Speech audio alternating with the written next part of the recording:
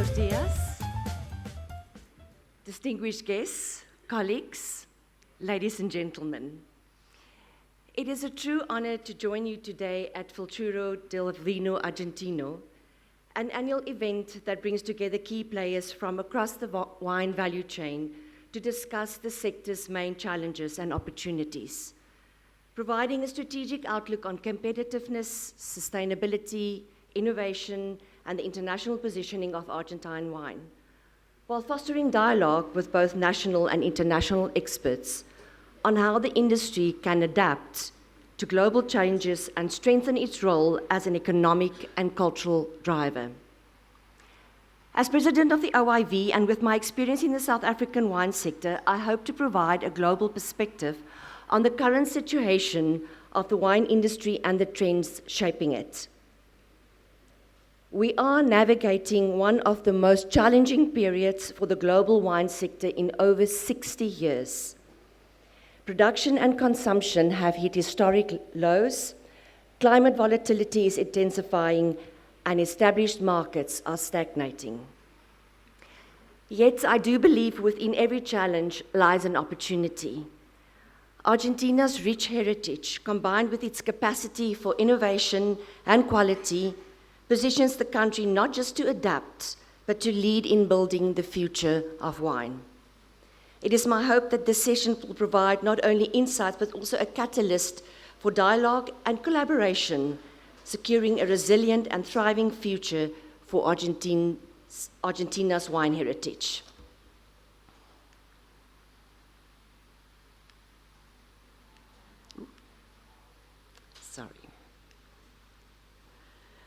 The OIV, founded 101 years ago, serves as the international reference body for the wine and wine sector.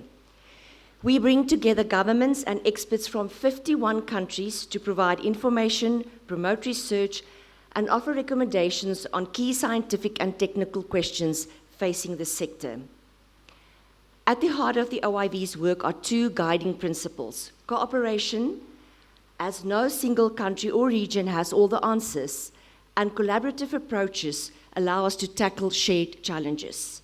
And the second principle being science, with evidence-based factual approaches to provide solutions we seek and ensure long-term sustainability. By standing on these pillars, Argentine producers and global partners alike can navigate complex challenges with confidence. So, let's take a look at where the wine and wine sector stands today. Collecting and analyzing global statistical data is an essential function of the OIV.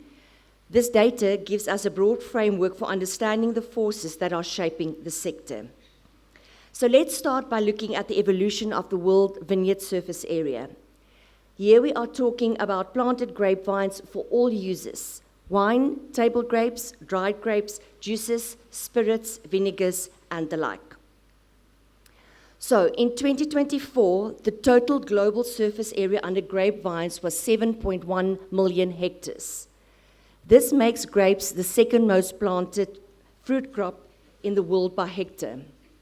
A little under half of the global grape harvest is destined for vinification, with the balance intended for edible or non-fermented products. Grapes are grown in 94 countries, with more than half of the world's viticultural areas concentrated within the top 6 countries. The EU vineyard accounts for 46% of the world total, while the Southern Hemisphere has about 12% of the global vineyards. Since 2000, there has been a 9% decrease in the surface planted to grapes. The decrease has been most notable in vineyards for wine production, driven in large parts by the rationalization policies within the European Union and responses to changing consumer demand. So now let's examine the trends over the past decade in major wine-growing countries.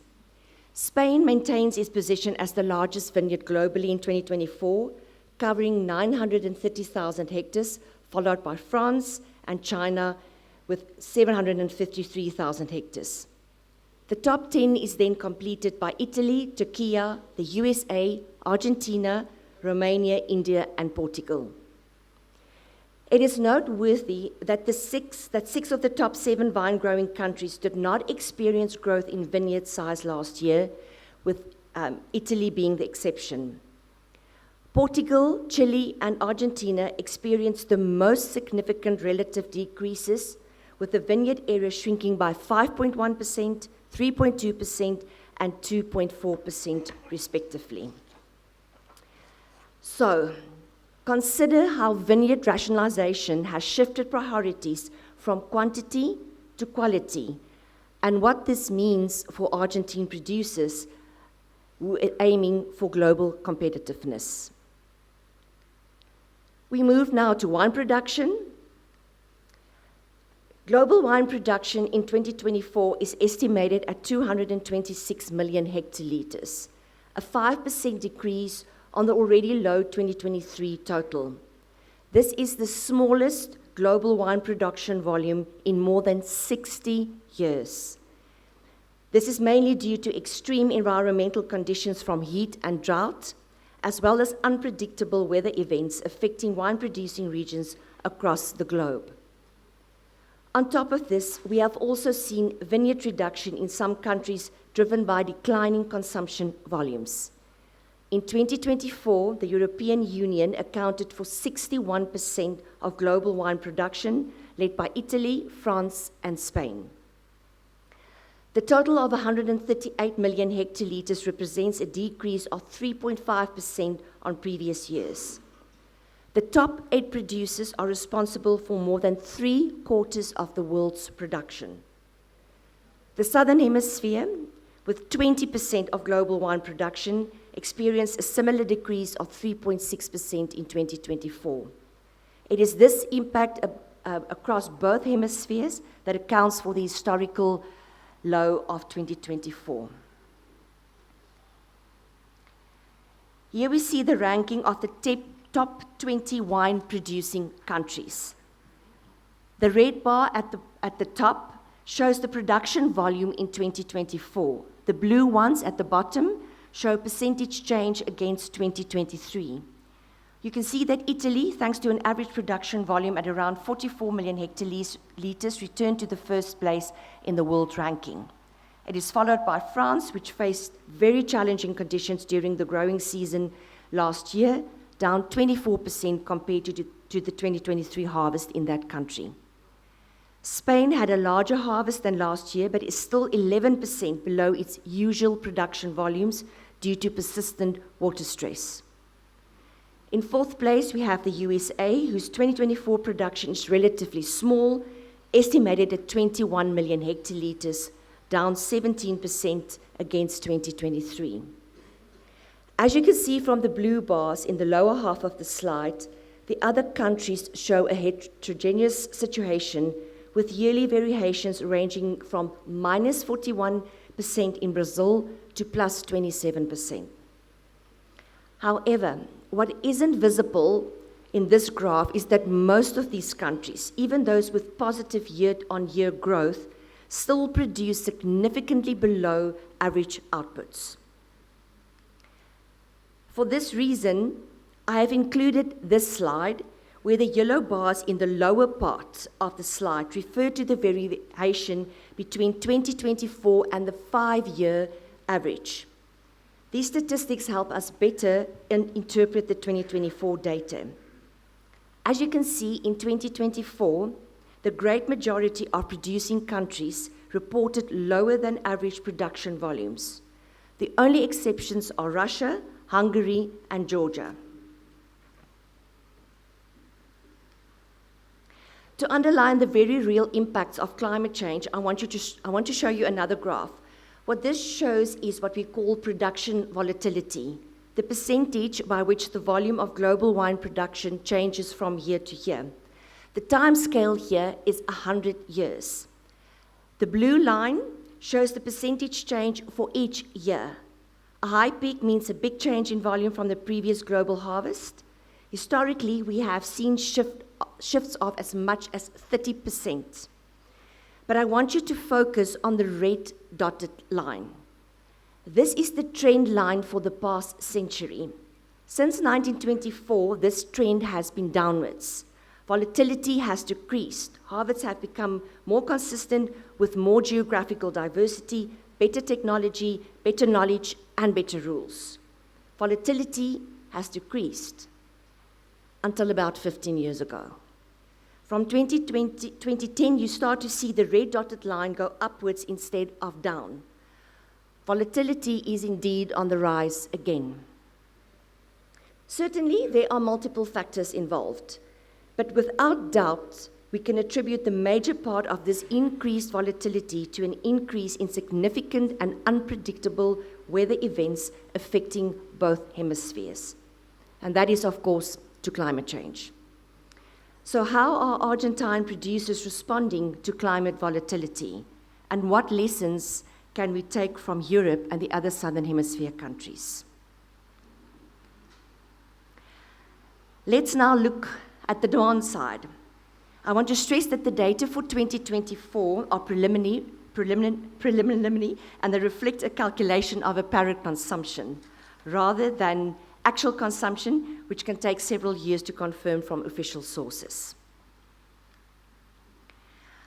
Wine is a product that is enjoyed globally, with 195 countries recording wine consumption in 2024. World wine consumption in 2024 is estimated at 240 million hectoliters. This is a decrease of 3.3% on the previous year and the lowest level of consumption since 1961. The two top markets, USA and France, fell by 6% and 4% in volume, respectively. Also notable was the continued steep decline in China's wine consumption. There are, of course, a number of factors at play here.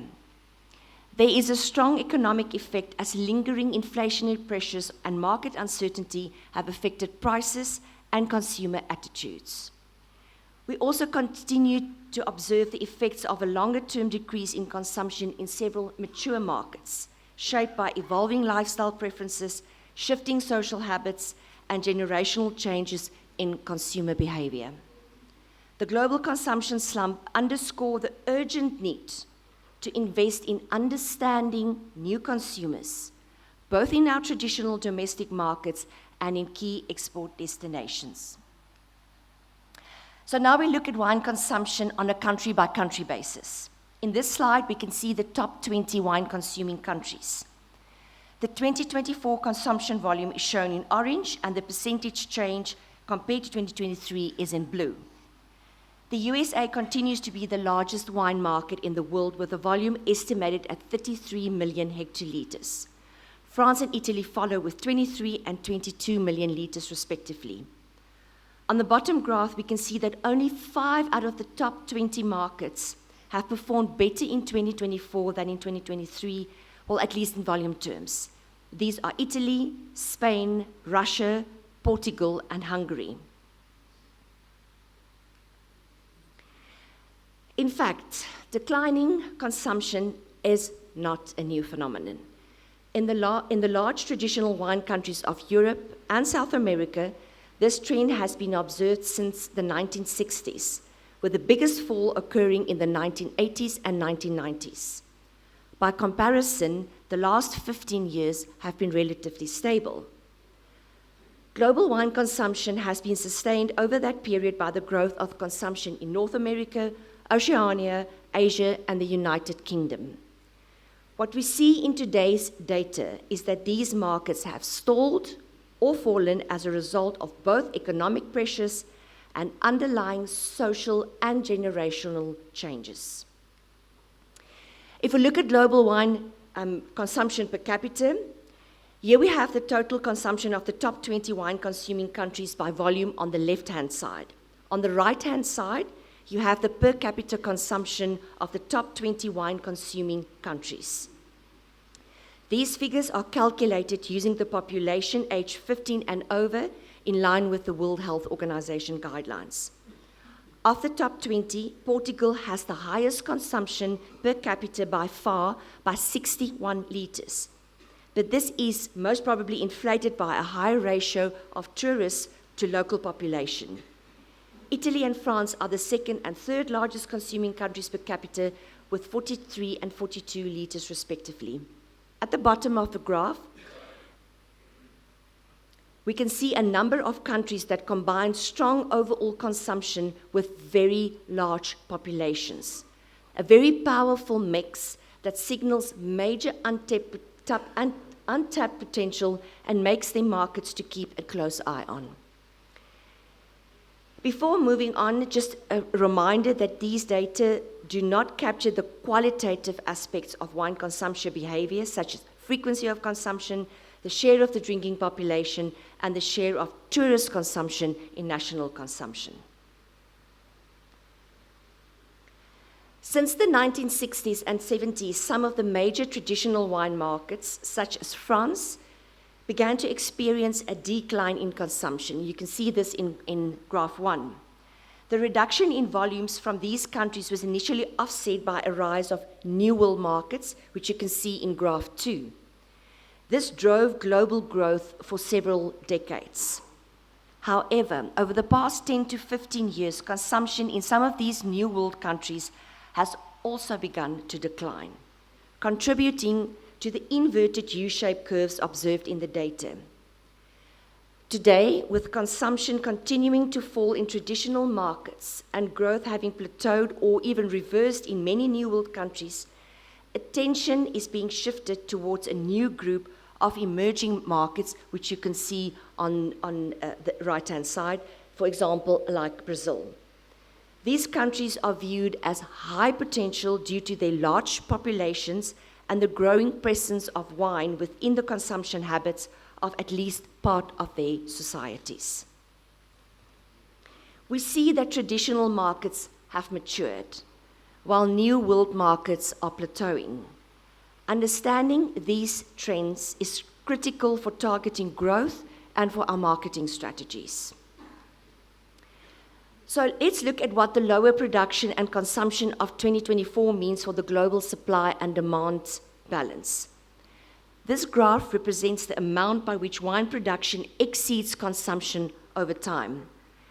When wine production is calculated, the data includes wine that goes to industrial uses such as distillation, vinegar, wine-based beverages, spirits, and the like. This varies from year to year, but is estimated to average approximately 30 million litres on an annual basis. This average of 30 million hectolitres is indicated with the grey shading at the bottom of the graph. You can see that, in fact, once these industrial uses are accounted for, production is very unlikely to exceed consumption in 2024. That was also the case for the small 2023 harvest. So, with 2 consecutive years of low production, it is very likely that we will see a degree of equilibrium in the global market, even if the stockholding situation may still be quite heterogeneous across individual regions.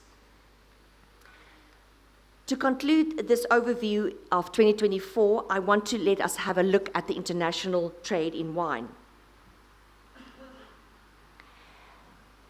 I would like to show you a graph that demonstrates just how important international trade is to the wine sector.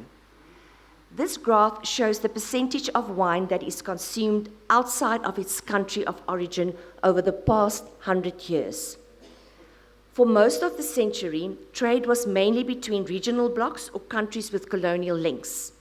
But if you pay attention to the mid-1990s, you can see that the international wine trade really starts to accelerate as markets grow and diversify. It is no coincidence that this is when the World Trade Organization agreements dealing with tariff and non-tariff barriers were signed. In 2024, the Market Internationalization Index stands at 47%, underlying the highly globalized nature of the wine market today. It is important to keep this number in mind, particularly when considering the potential impacts of any shifts in the current trade landscape. In 2024, global wine exports by volume are in line with 2023 and are estimated at 99.8 million hectolitres. This is a good sign given the lower production of 2023 and the overall economic and geopolitical climate. In value terms, however, export reached almost 36 billion euros, the third highest figure ever recorded, only 0.0% lower than in 2023.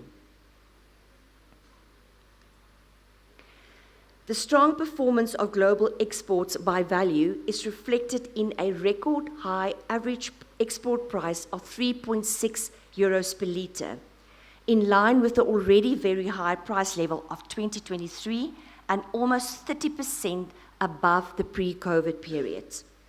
The likely explanation for this high average price per litre is the convergence of low production volumes and persistent global inflationary pressures over the past few years. This has contributed to the elevated price levels observed in comparison to the pre-pandemic periods. We move now to a more detailed breakdown of international trade by category. Bottled wine is in green, sparkling wine in yellow, bag-in-box in pink, and bulk wine in purple. Bottled wine, the largest category in volume and value, experienced a 2% reduction in volume, although value remained stable, confirming the trend of selling less at a higher price. Sparkling wine exports have remained stable in volume terms, while the overall value dropped by 4%. This has been driven by a shift in the product ratio, particularly a surge in exports of Italian sparkling wines. Bag-in-box experienced a drop of 5% in both volume and value. Bulk wine was the best performing category, with volume increasing by 3% and value by 10%. This growth likely reflects stronger demand at lower price points. At the same time, inflation and the smaller 2023 and 2024 production have pushed up overall value. Looking at the long-term trends for average price per litre in each category, the overall average prices for packaged wine have increased, particularly in the last 3 years. As mentioned, sparkling wine's value decreased with a fall in average prices of 3.4%, while bulk wines experienced an average price bump of 7% in 2024. Here we can see the top 10 exporters by volume on the top of the slide and by value on the bottom.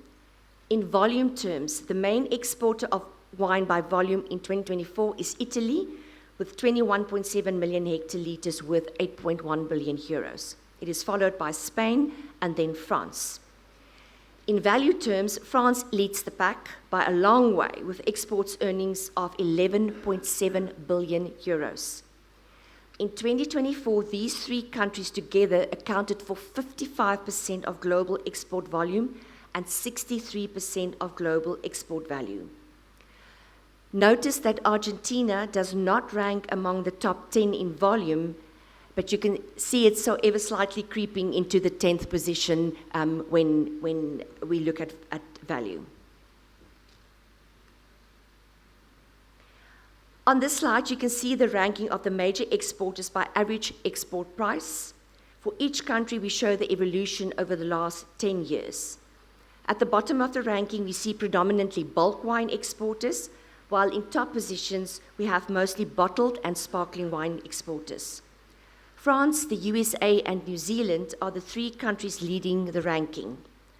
All three reported declines in average export prices ranging from -3% for France to -12% for the USA. Declines in value among the top performers in 2024 reflect a combination of changes in product mix, limited availability as a result of lower production, and currency effects.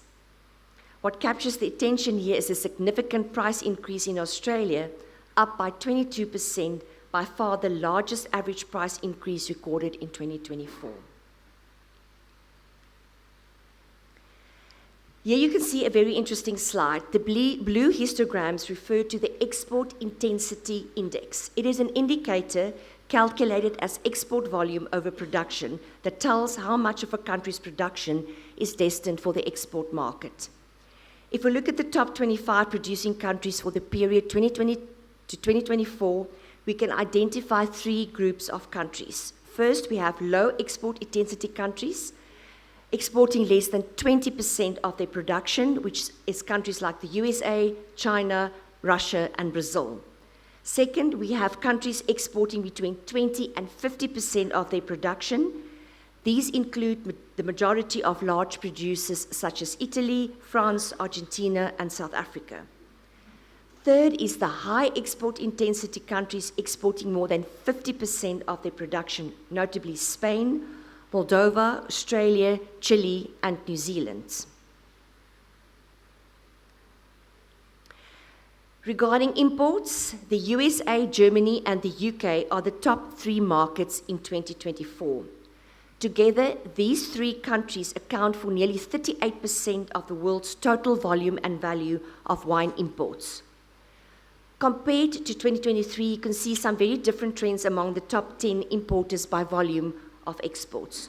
Germany, France, the Netherlands, and Belgium saw significant declines in imports, and North America held steady, while the United Kingdom, Italy, and China have increased their purchases of imported wine. In value terms, the major markets of USA, Canada, and China all increased their expenditure compared to 2023, in the case of China by a dramatic 38%, while Germany and Japan had notable decreases. Here we have the average import prices of main wine importing countries. Also in this case, we see contrasting trends. China, Switzerland, and the Netherlands are the countries recording the largest price increase, while Italy and Japan are the importers reporting the most negative yearly variations. In absolute terms, the prices differ strongly between countries such as Germany, Italy, and France that import mostly bulk wine, and countries such as Switzerland, Japan, China, and the USA, which are large importers of high-end bottled and sparkling wines. Here we see the import intensity index of the top 25 markets. This index tells us how much of a country's consumption comes from imports. Here we again can see 3 groups of countries. First, low-intensity importers, where imports account for less than 20% of total consumption. These are typically large markets with a large domestic production, for example, Italy, Spain, Australia, South Africa, and Argentina. Second, countries where imports represent between 20 to 50% of the domestic market, for example, the USA, France, Russia, China, and Chile. Third, high import intensity countries where imports account for more than 50% of their domestic consumption, such as Germany, United Kingdom, Canada, and Japan. Within this last category, there are also a group such as the Netherlands, Belgium, and Sweden who import more than they consume. This indicates that a portion of their imports is not intended for the domestic market, but for re-exports. I would like to take a moment to briefly highlight the interesting topic of re-exports, as it is the subject of a report published by the OIV in October this year. We have been working on a study to understand the re-export of wine, which is a major component of the global wine trade. Our study was built on 2 core objectives. The first was to estimate the global value and volume of re-export. While we track where our wine is first shipped, its journey often doesn't end there. A bottle sold to a distributor in the Netherlands might ultimately be consumed in Germany or China. This secondary trade, known as re-export, has remained a significant blind spot. Therefore, our primary goal was to quantify this hidden market, to assess the total volume and the substantial economic worth of re-exported wine worldwide. By doing so, we moved from a blurred picture to a clear one, providing critical insights into the true final destinations of our products and the underlying dynamics of global trade. However, simply measuring the scale was not enough. Our second objective was to analyze the major re-exporting hubs and the key drivers. Where are the world's main wine redistribution centers? Is it the logistical power of Northern European ports, the trade-friendly policies of Asia, or other specialized distributors? We sought to identify these pivotal centers and, more importantly, to examine the specific economic, logistical, and regulatory factors that make them tick. Understanding why wine flows through these hubs is essential for US producers to navigate the complex global supply chain, forge the right partnerships, and ultimately ensure our wines reach their highest value markets effectively.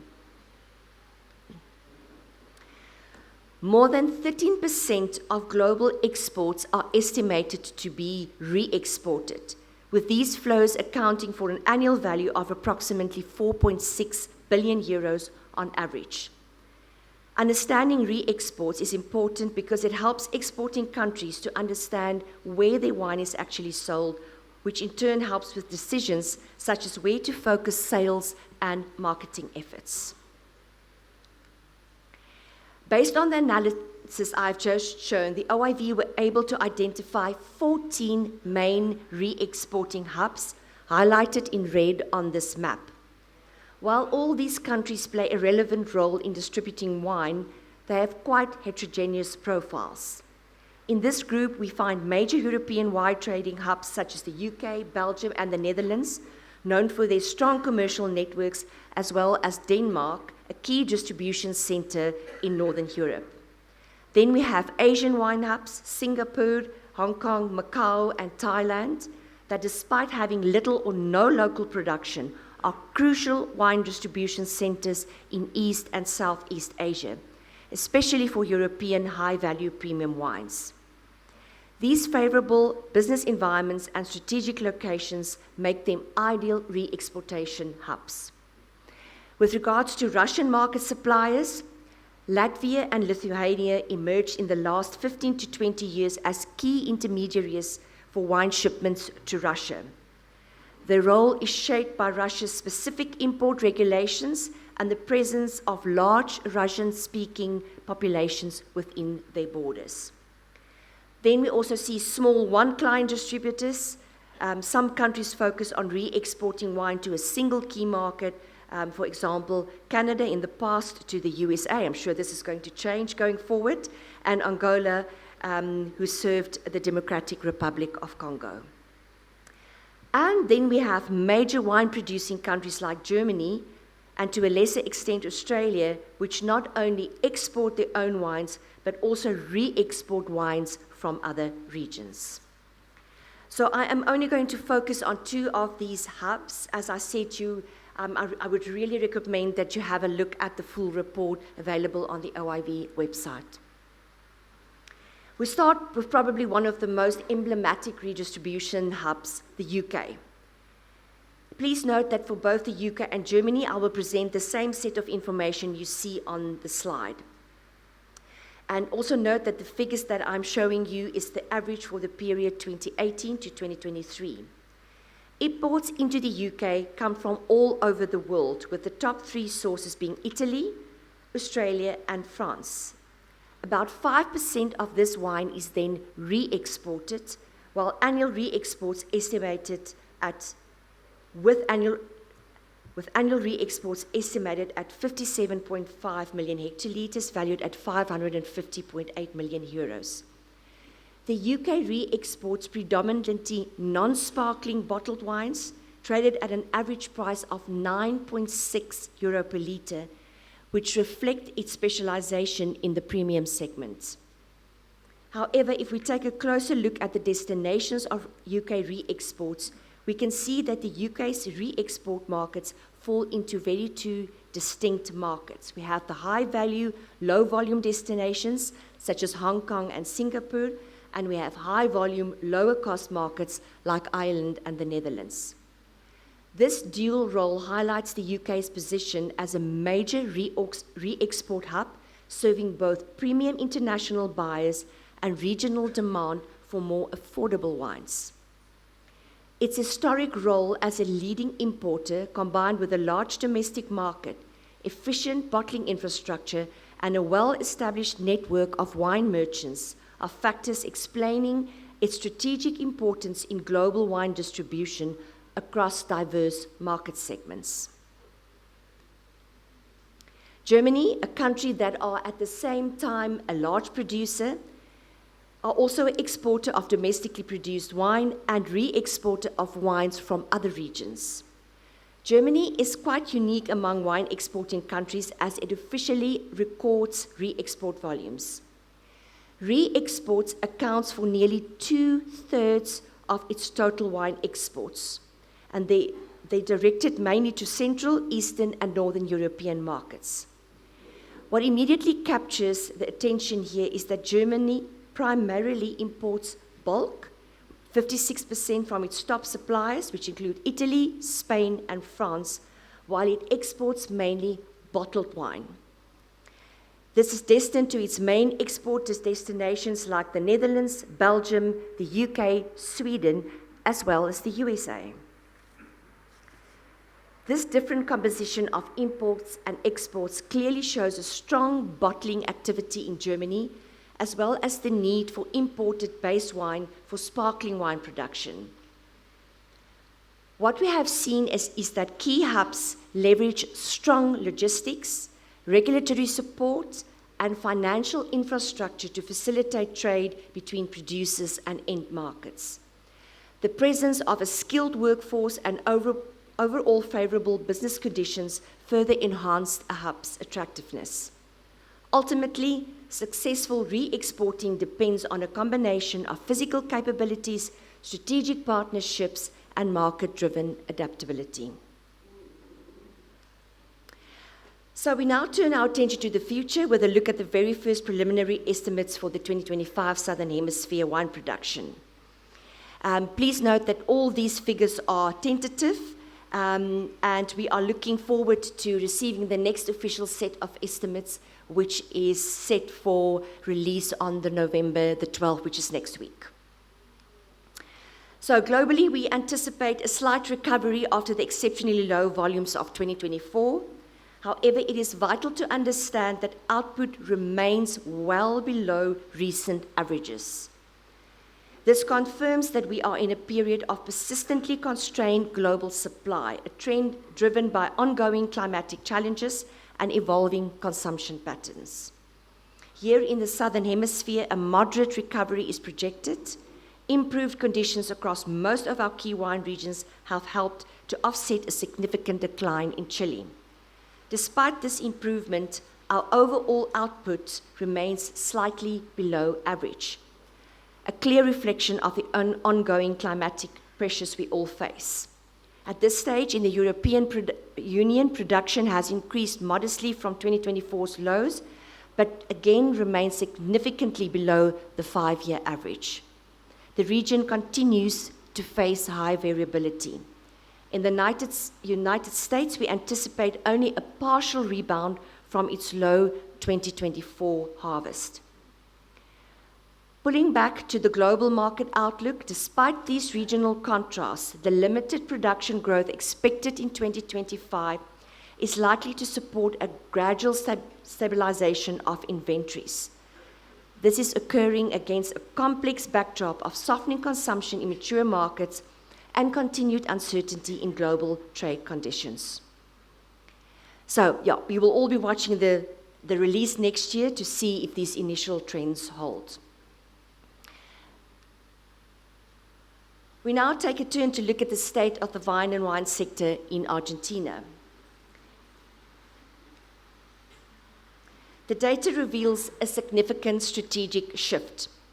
We have seen a 12% contraction in vineyard area since 2014. This isn't necessarily a sign of weakness, but rather a sign of maturation. The industry is rationalizing, moving away from marginal areas and focusing on quality over quantity. Crucially, the dedication of land remains overwhelmingly focused on wine, which accounts for 91% of the vineyard purpose. This underscores Argentina's deep, unwavering identity as a wine-producing nation. As the fifth largest global producer, Argentina's export potential is immense. However, only 20% of production is currently exported. This represents a significant opportunity for growth, especially when contrasted with a 39% decline in domestic consumption since the year 2000, a challenge that requires innovative market strategies. Argentina's wine production tells the story of Malbec's phenomenal success. Over the past 2 decades, red wine production has surged from 46% to 66% of total output, a direct result of the world falling in love with Argentine's Malbec. This focus has built a powerful and profitable global brand. However, this very success presents a challenge, a new one. While Malbec remains a strong pillar, global consumption trends are increasingly shifting towards white and lighter style wines. To ensure future growth and not become over-reliant on a single category, Argentina's strategic opportunity lies in leveraging its winemaking prowess to elevate its white wines, such as Torrentes and Chardonnay, to a similar level of international acclaim, thereby diversifying its competitive appeal. Domestically, the Malbec effect is even more pronounced. Local consumption of red wine has skyrocketed from 56% to 72%, showcasing a deep and growing national pride in this flagship variety. This creates a unique dynamic, a strong domestic market that reinforces red wine production, while the international market begins to send different signals. The strategic path forward is to harness the strength of Malbec to fund the promote diversification. Argentina can use the financial stability and brand recognition generated by Malbec to strategically invest in and market its high-quality white wines, ensuring it can service its loyal local market while simultaneously capturing new global opportunities.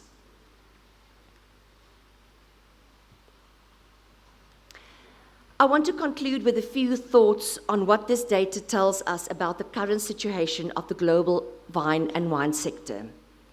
In each of these key dimensions, production, consumption, and trade, the wine and wine sector faces a challenge of adaptation. And for those who adapt, it is also an opportunity. For production, there can be no question that climate change is producing a number of impacts, from excessive heat and drought to unseasonal frost and hail to excessive rain, flooding, and disease pressures. Over time, climate change will affect the type and styles of wine and wine products that are produced and the geography of production itself. But I think this is well known within the sector. The challenge has been accepted, and there are many, many initiatives underway across the wine regions of the world to address the effects of climate change and to minimize the environmental footprint of wine growing, supported by a profound commitment to sustainability. The opportunity is to evolve new practices, new styles, and new technologies that enhance the quality and the diversity of our sector's offer. The opportunity is to position the wine and wine sector as a role model of sustainability. The OIV plays an active role in facilitating a multinational approach to this essential subject. We have placed sustainability at the core of our new strategic plan. Across our 51 member countries and 17 observers, we will focus on coordination and the harmonization to promote solutions to the shared problems of climate change. Turning to consumption, as I've shown you, over the past 60 years, we have observed a gradual phenomenon of convergence in terms of wine drinking habits. The large traditional wine countries of Europe and South America have progressively moderated their consumption, while the popularity of wine has steadily grown in other countries. The key shifts in the last few years has been a downturn in the major growth markets, particularly the USA and China, on top of stable or declining consumption in the traditional wine countries. Economic factors are an important driver here. The lingering effects of post-COVID inflation, increasing production costs, while decreasing purchasing power are still being felt. The current geopolitical uncertainty exacerbates this situation.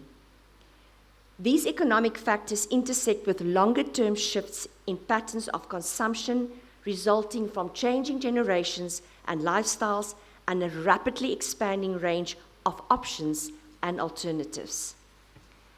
The real opportunity here is to understand the new consumer, and I cannot emphasize this enough.